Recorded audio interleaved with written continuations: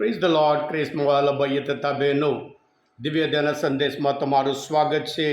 મે 16મી તારીખ શાસ્ત્રપાઠ સાંભળીએ. યોહાનનો ગ્રંથ 17મો અધ્યાય 20થી 26મી કલમ સુધી. આ સંદેશ સાંભળનાર તમારા સૌ માટે અને તમારા પરિવારજનો માટે વિશે પ્રાર્થના કરું છું કે તમારા કુટુંબમાં તમે હંમેશા સંપીને રહો, પ્રભુના સંતાનો તરીકે સાક્ષીમય જીવન જીવો, એટલા માટે વિશે પ્રાર્થના કરું છું. ક્રિસ્મવાલા ભાઈ હતા બહેનો, એક યુવાન આર્મીમાં જોડાયા. ખ્રિસ્તી યુવાન હતો. ઘરમાં એની આદત દરરોજ સવારે અને સાંજે બાઇબલ વાંચીને પ્રાર્થના કરતો હતો. આર્મીમાં જોડાયો. એક મોટા હોલ અને બીજા ઘણા બધા યુવાનો.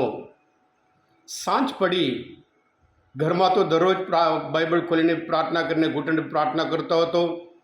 હવે એને વિચાર આવ્યો, કદાચ હું અહીંયા પ્રાર્થના કરું, બાઇબલ ખોલીને પ્રાર્થના કરું, કે બીજા લોકો મારા વિશે શું વિચાર કરશે. પછી એણે નક્કી કર્યું, આજે જે છું એ મારા પ્રભુના લીધે છું. મારે તો જેમ કરતો હતો, ઘરમાં બાઇબલ વાંચતો હતો, ઘૂંટણે પડતો હતો, પ્રાર્થના કરતો હતો, એવી રીતે કરીશ. એમ કરીને બધા સૂઈ ગયા. પછી એ પોતે બાઇબલ ખોલીને ઘૂંટણે પડીને પ્રાર્થના કરતો હતો. અને બીજા દિવસ સવારમાં પણ બીજા બધા ઉઠે, સૈનિકો ઉઠાઈને પહેલાં અડધો કલાક પહેલાં જ બાઇબલ લઈને ઘૂંટણે પડીને પ્રાર્થના કરતો હતો. એ જોઈને બીજા સૈનિકોને પણ લાગ્યું, આ ખરેખર એ અદ્ભુત વ્યક્તિ છે, આપણે પણ એની સાથે એના પ્રાર્થનામાં જોડાઈ જઈએ. એમ કરીને તેઓ પણ જ્યારે એ ઘૂંટણે પડ્યો અને હાથ ઊંચા કરીને પ્રાર્થના કરતો હતો, એવી રીતે બીજા અન્ય સૈનિકો પણ એની સાથે જોડાયા હતો. અને આવી રીતે આ સંતાન, પ્રભુનું સંતાન, પ્રકાશનું સંતાન, પોતાના પ્રકાશમય જીવન દ્વારા, સાક્ષ્યમય જીવન દ્વારા પ્રભુનો સંદેશ અન્ય સૈનિકો માટે પણ આપ્યો હતો. ક્રિસ્મસ ભાઈ હતા બહેનો, આજના શુભ સંદેશમાં પ્રભુ ઈસુ ફરી પ્રાર્થના કરે છે એકતા માટે, સંભ માટે, માત્ર શિષ્ય માટે નહીં.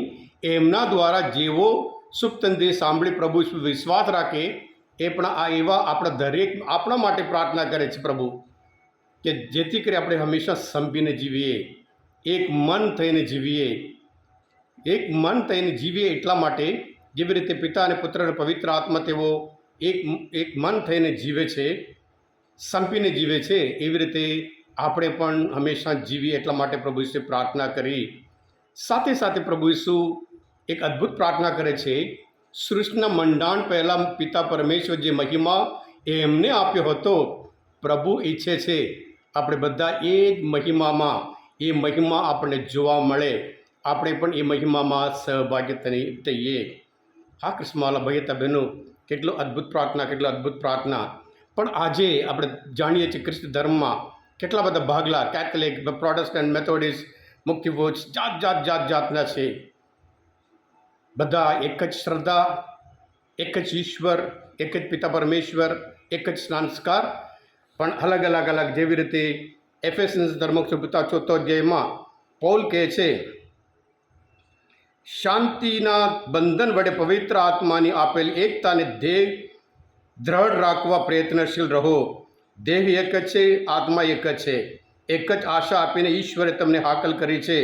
પ્રભુ એક જ છે, શ્રદ્ધા એક જ છે, સંસ્કાર એક જ છે, અને સૌના ઈશ્વર અને પિતા એક જ છે, જે સૌની ઉપર છે, આ મારફતે જ કામ કરી રહ્યા છે અને સૌમાં વસે છે. એમ કરીને પૌલ પોતે આપણે કહે છે. એટલે આજે ખાસ આપણે માત્ર અલગ મંડળીઓ નહીં, પણ અંદર આપણામાં કેટલા બધા ભાગલા છે, એ બધું ભૂલી જઈએ, ભાન રાખીએ, ધ્યાન રાખીએ. પ્રભુ આપણા માટે, આપણા સમ માટે, આપણી એકતા માટે પ્રાર્થના કરી હોય, જેથી કરી એક મન થઈને જીવીએ, સંપીને જીવીએ, જેથી કરી આપણે જેવી રીતે પ્રભુ પિતા જે મહિમા પ્રભુ ઈસુને આપ્યો હતો, એ જ મહિમા આપણને પણ જોવા મળે. જો એક મન થઈને જો ભાગલા પડીને રહીએ, એ મહિમા આપણને જોવા નહીં મળે. અને ખાસ કરીને જે એકતા વચ્ચે જે આડે આવતા જે ઓબ્સ્ટેકલ હોય, મુશ્કેલી હોય, એ જે ઘમંડ છે, અભિમાન છે, અમે મોટા, અમે સાચા, એમ કરીને દરેક મંડળી પકડી રાખે છે. એના લીધે એક મન થઈને તેઓ પ્રાર્થના કરી શકતા નહીં. એટલે જોઈએ છીએ નમ્રતા અને જોઈએ છીએ સાક્ષીમય જીવન. જેવી રીતે પરિશુદ્ધના ગ્રંથમાં 4 અધ્યાયમાં આપણે જોવા મળે છે, પોતાની શ્રદ્ધાનો એકરાર કરીને પ્રભુની વાણી સંભળાવીને તેઓ પાછા યરુશલેમને રસ્તે પડ્યા.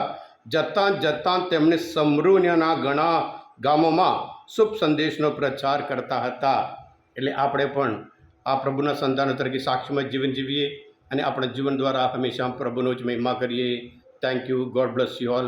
હા ક્રિસ્મોલ ભૈયા બહેનો, અમાનંદ ચિંતન શાસ્ત્રપાઠ સમજવા માટે, પ્રભુ ઈસુને જે સારી રીતે ઓળખવા માટે મદદરૂપ થયા હોય.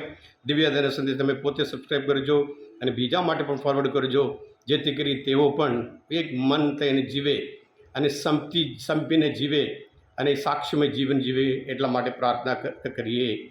પ્રભુ ઈસુ, હું તમારામાં વિશ્વાસ રાખું છું.